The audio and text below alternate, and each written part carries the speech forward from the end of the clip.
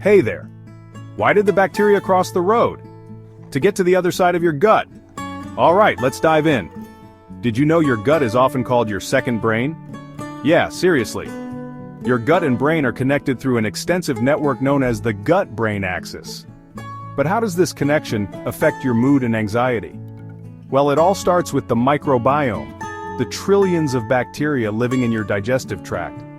These little guys don't just help with digestion, they also produce neurotransmitters like serotonin and dopamine. In fact, about 90% of your body's serotonin is made in your gut. So if your gut isn't healthy, your mood can take a hit. Ever heard of the term gut feeling? It's not just a saying. Your gut sends signals to your brain that can influence your emotions. Poor gut health can lead to increased levels of anxiety and depression. But don't worry. There are ways to keep your gut happy and in turn boost your mood. First, focus on a balanced diet rich in fiber, probiotics, and prebiotics. Foods like yogurt, kimchi, and bananas are great for this. Also, try to reduce stress.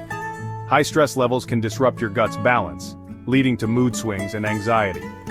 Activities like yoga, meditation, and regular exercise can help keep your stress in check. And remember to stay hydrated.